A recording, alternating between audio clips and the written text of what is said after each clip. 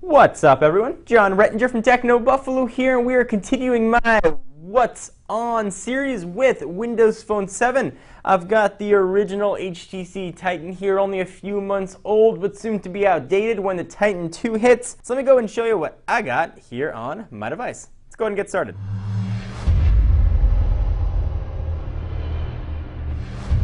I am a huge supporter of Windows Phone 7. I love the operating system. It's elegant and it just works really well. Oftentimes, if you've seen my previous installments with Android and iOS, I don't have that many apps. I have apps that are really core and essential to me that I use all the time, and Windows Phone 7 has either the same apps or equivalents for all of those. There's a bit of misconception that there aren't that many apps on Windows Phone 7, and certainly there aren't as many, but the stuff that I've used, I've been able to find. So this is how I set mine up. It works best for me. Phone in the upper left-hand corner. Got my wife right next there, so I call and text her quite a bit.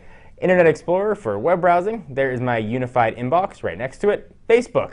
The Facebook app is really nice, actually, on Windows Phone 7. If you've never used it, definitely worth giving it a shot.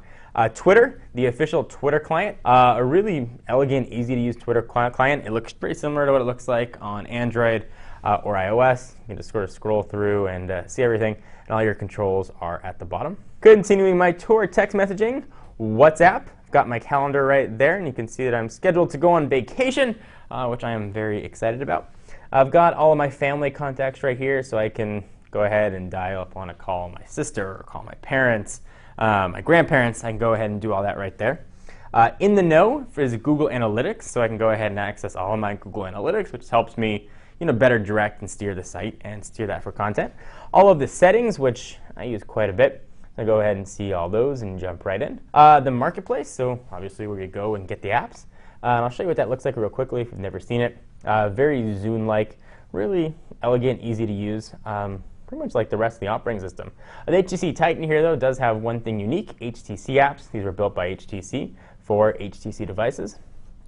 So what they are: locations, HTC Watch, Connected Media, Tango, which is video calling for that front-facing camera, dock mode, photo enhancer, converter, list, compass calculator, love, and connection setup, which essentially will put in all the carrier settings if you're using an unlocked device. So here is my People Hub, so I can see all my contacts and I can see what they're up to. I'm not going to go in there because this was actually my phone, so people's personal information in there as well. There's the Me Hub with all kinds of information about me. If you want to see what all this stuff looks like, you can go back and check out my overview of Windows Phone 7. Pictures.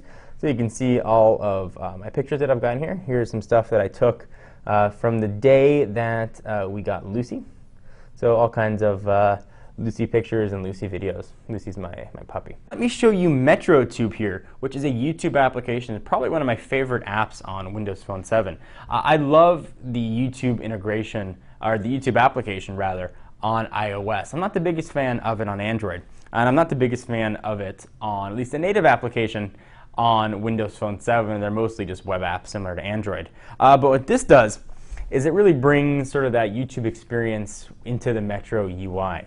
So you can keep track of all your subscribers or all your subscriptions and see what they're doing, browse by categories, jump pretty easily, see your subscriptions, favorites, uploads, videos, and all that stuff in a very sort of elegant fashion. I really like the way this one looks. It's a couple bucks, but for my opinion, totally worth the money. Google Search. Google Search. Bing is the default search engine here, and you can't really change it. So I installed the Google Search app, and I can search with Google instead of having to go to google.com and do all that kind of business. I've got a shortcut to jump right to technobuffalo.com, Xbox Live to go check out all my Xbox Live business, and then a setting directly to go to airplane mode, which is kind of handy. I was traveling a lot when I was using this phone. Let's go ahead and go back to settings. Let me show you the rest of the stuff that I got on here. Adobe Reader, Alarms, Amazon Kindle, obviously for doing my reading. AT&T UVerse Mobile. I'm actually a UVerse subscriber, so it helps me manage my DVR. Bandwidth. I do a lot of speed testing, so that helps me check all the speed tests and see how fast different networks are. Calculator, calendar, camera, all self-explanatory. Connectivity shortcuts is how I got that airplane mode thing there. At the end, it lets you choose different shortcuts for different settings. So if you want to jump to Wi-Fi settings or cellular settings or airplane mode, you've got the option to do so.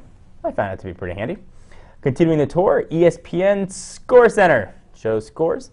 Facebook Fandango for movies. Flashlight activates the flash on the back. Flixster, again, just another way to check movie times.